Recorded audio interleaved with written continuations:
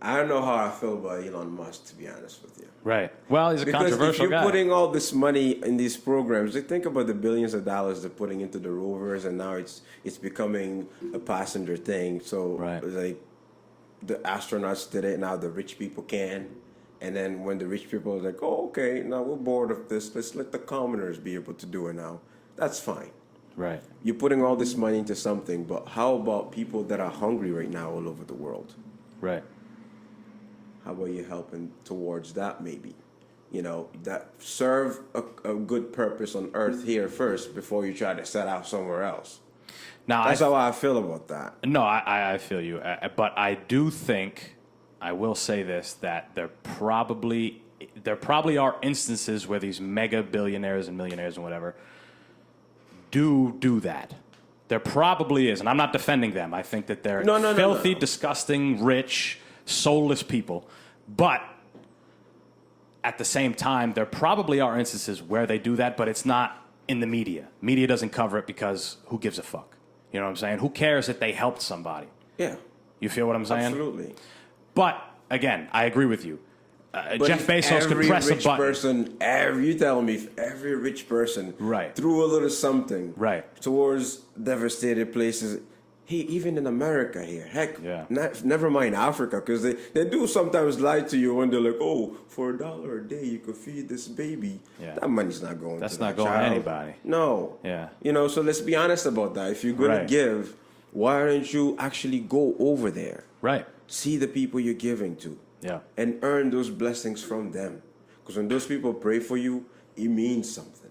Right. You know what I mean? So you telling me if every rich person, wherever they are, really got active in local communities. You're thinking about black communities here that don't have supermarkets. Like supermarkets that we have. We have like Stop and Shop, like 2 on Mineral Spring. We have one in the back roads here. Like Right. within a stone throw. Abundance. Abundance. Yeah. Over there, they lack that.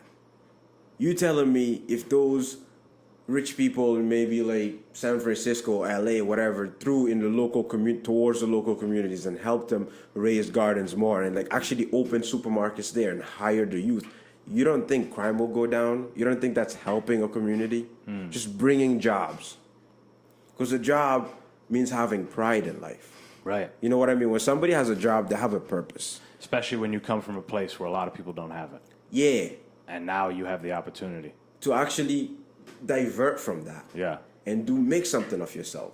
You know, and do better things in life. And maybe have a longer life. Because Right. you don't have to be in the streets. You know. I've had this conversation before, and I think abundance breeds time for people to think about other things, right? They don't have to worry about day's necessities.